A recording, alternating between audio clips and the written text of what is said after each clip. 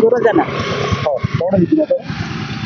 ମୁଁ ତ ପଇସା ପତ୍ର ଆଜ୍ଞା ଦଉନାହାନ୍ତି, ବହୁତ ହଇରାଣ କରୁଛନ୍ତି।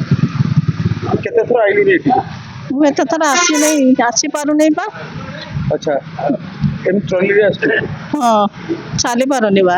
ଆଜ୍ଞା ବନମାଳୀ ଜେନା, ମୋ ମାଆଙ୍କର 80 ବର୍ଷ ହେଲାଣି। ମୁଁ 4-5 ଥର ଆସିଲିଣି ମ୍ୟୁନିସିପାଲିଟି ଅଫିସ୍ ମୋ ମାଆଙ୍କୁ ଧରିକି। ସେ ବାରମ୍ବାର କହୁଛନ୍ତି ଯେ ଆମେ କମ୍ପ୍ୟୁଟରରେ ପଠେଇଛୁ, ସେ ଏପର୍ଯ୍ୟନ୍ତ ପଇସା ଦେଉନାହାନ୍ତି। 1000 ଟଙ୍କାରୁ ଅଧିକା ଦେଉନାହାନ୍ତି ସେ ଆକାଉଣ୍ଟକୁ। କହିଲେ ନହେଲେ ଆକାଉଣ୍ଟ ନଦେଲେ ଆମେ କାଟିଦେବୁ।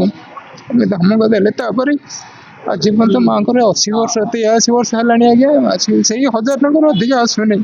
ଯେତେବେଳେ ଆସିଲାଣି ସେ କହୁଛନ୍ତି ଯେ ଆମେ କମ୍ପ୍ୟୁଟରରେ ଚଢ଼େଇକି ଛାଡ଼ି ଦେଇଛୁ, ଆମର କିଛି ଦୋଷ ନାହିଁ। ବାରମ୍ବାର ଏଇଭଳିଆ କହୁଛନ୍ତି, ବାରମ୍ବାର ମୋତେ ଏଇଭଳିଆ ଠକୁଛନ୍ତି। ଆନନ୍ଦପୁର ମ୍ୟୁନିସିପାଲିଟିର ଯେଉଁ କାର୍ଯ୍ୟକ୍ରମ ଚାଲିଛି, ସେ କାର୍ଯ୍ୟକ୍ରମ ବହୁ ବାଧାବିଘ୍ନ ଭିତରେ ଯାଉଛି।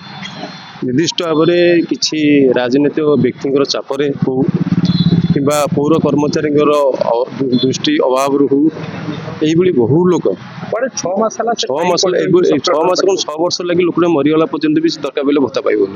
ଏଇଭଳି ଅବସ୍ଥାରେ ମ୍ୟୁନିସିପାଲିଟି ଚାଲିଛି।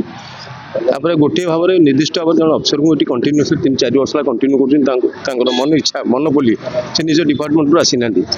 ସିଏ ଗୋଟେ ଫାଇନାନ୍ସ ଡିପାର୍ଟମେଣ୍ଟ ଅଡ଼ିଟରୁ ଆସିଛନ୍ତି। ଖାଲି ଭତ୍ତା ନୁହେଁ, ସୁଇପିଂ ଦେଖନ୍ତୁ, ମ୍ୟୁନିସିପାଲିଟିର କୌଣସି ଆଇନ ବ୍ୟବସ୍ଥା ନାହିଁ କାଉନସିଲର ସୁଇପିଂଟାକୁ ଏକ୍ସଟେନସନ୍ କରିଦେବା ପାଇଁ।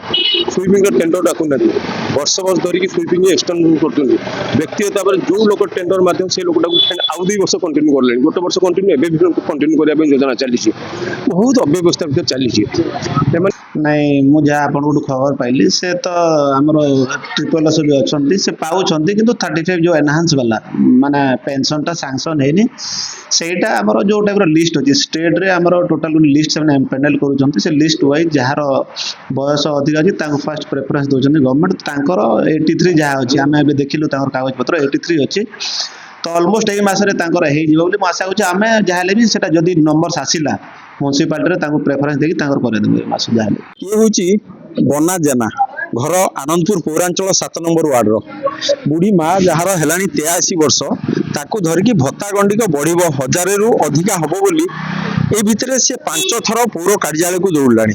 କିନ୍ତୁ ସବୁବେଳେ ଅଧିକାରୀମାନେ ପ୍ରତିଶ୍ରୁତି ଦେଉଛନ୍ତି ହଁ ହେଇଯିବ, କିନ୍ତୁ ଏ ହଁ ହେଇଯିବାର ଦୁଃଖରେ ତାର ଯେଉଁ ଟ୍ରଲି ଚଳେଇ ପେଟ ପୋଷେ ଆଉ ପରିବାର ମାଆକୁ ପୋଷେ, ସେ ପରିବାର ବର୍ତ୍ତମାନ ତାର ଉଜୁଡ଼ିବାକୁ ବସିଲାଣି।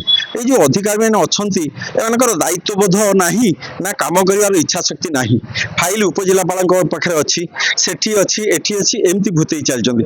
ଦେଖାଯାଉ ଏ ପ୍ରତିଶ୍ରୁତି ତାର କେବେ ସାକାର ରୂପ ଗ୍ରହଣ କରିବ।